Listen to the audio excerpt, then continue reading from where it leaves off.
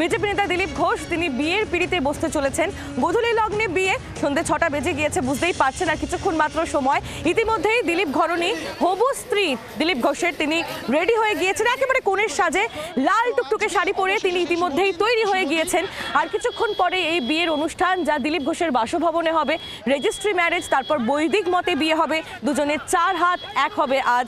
সকাল থেকেই চূড়ান্ত ব্যস্ততা দিলীপ ঘোষের নিউ টাউনের বাসভবনে আমরা দেখতে পাচ্ছি। অতিথিরা আসছেন, দুই বাড়ির লোকজনরা রয়েছেন, সরগরম বিয়ে বাড়ি একদম। এবং দিলীপ ঘোষের সতীর্থরা তারাও পৌঁছে গিয়েছেন সকাল সকাল। তারা যান দিলীপ ঘোষকে শুভেচ্ছা বার্তা জানান, সেই ছবি ধরা পড়েছে একেবারে সকাল থেকে। আর কিছুক্ষণ মাত্র সময়, তারপরই বিয়ের পিড়িতে বসবেন বিজেপি নেতা দিলীপ ঘোষ।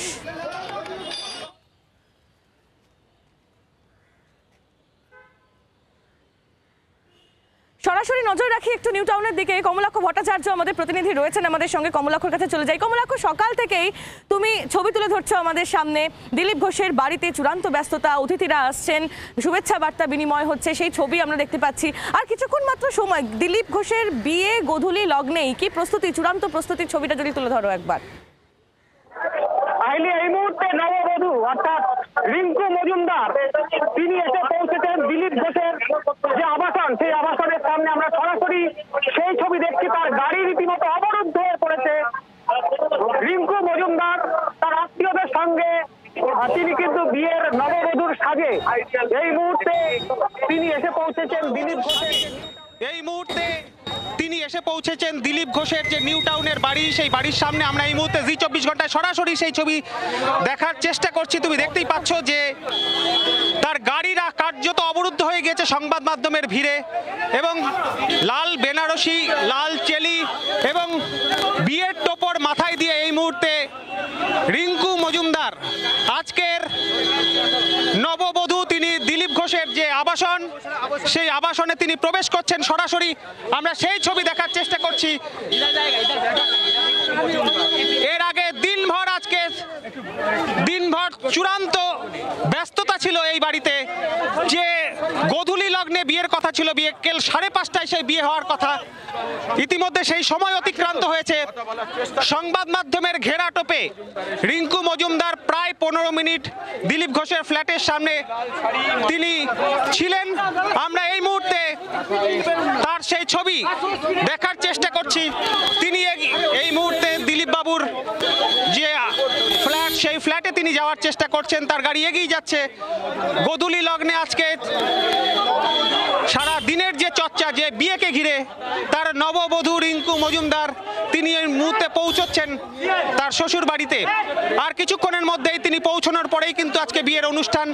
ইতিমধ্যেই দিলীপ বাবু তার বিয়ের সাজে হলুদ পাঞ্জাবি পরে প্রস্তুত হয়ে রয়েছেন। আমরা সেই ছবিও দেখেছি জি 24 ঘন্টায় সরাসরি। বিজেপির একাধিক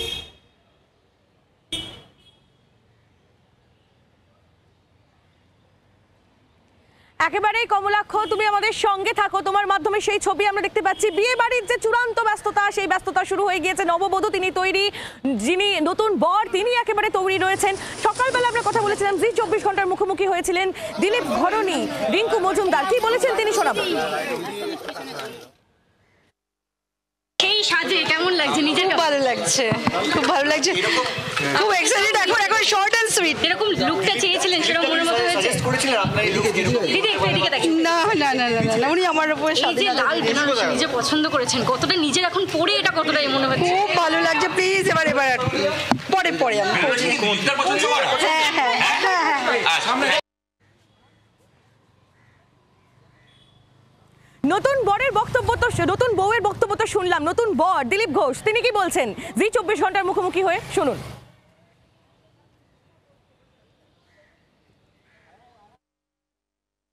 দিলীপ দা, আপনার জীবনের নতুন ইনিংস, আপনাকে জি 24 ঘন্টার তরফ থেকে অনেক শুভেচ্ছা। এই সিদ্ধান্তের কারণ ওই দুজন মহিলা, যিনি আমার গর্ভধারিণী মা, তিনি গত জুলাই থেকে আমার কাছে এসেছেন। তো তার 84 বছর বয়স, তাকে দেখার একটা লোক চাই। আমি মায়ের কাছে থাকতে পারিনি কোনোদিন, কিন্তু মা আমার কাছে থাকতে এসেছেন। দ্বিতীয় যিনি আসছেন তাকে দেখার জন্য, তারও কৃতিত্ব। তিনি প্রস্তাব নিয়ে এসছেন, সব জেনে তিনি রাজি হয়েছেন।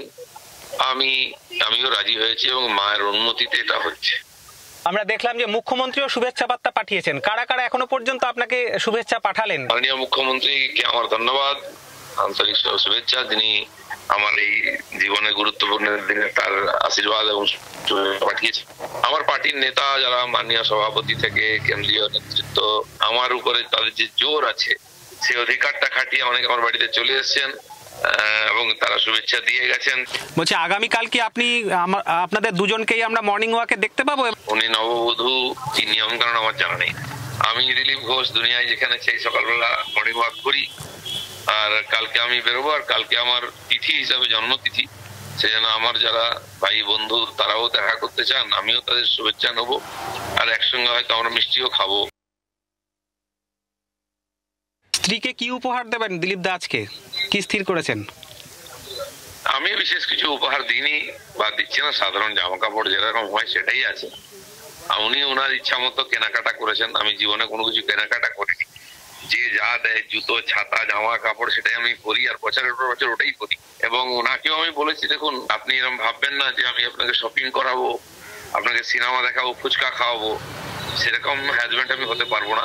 তার ইচ্ছা, তার অধিকারকে রক্ষা করে আমার দায়িত্ব থাকবে যেন বাড়িতে আসা, বাড়িতে থাকা, এটা হওয়ার সম্ভাবনা থাকবে বেশি একটু। যতটা বাইরে 25 দিন বাইরে থাকতে অতটা হয়তো হবে না। বাংলার আওয়াজ, বাঙালির আবেগ, জি 24 ঘন্টা।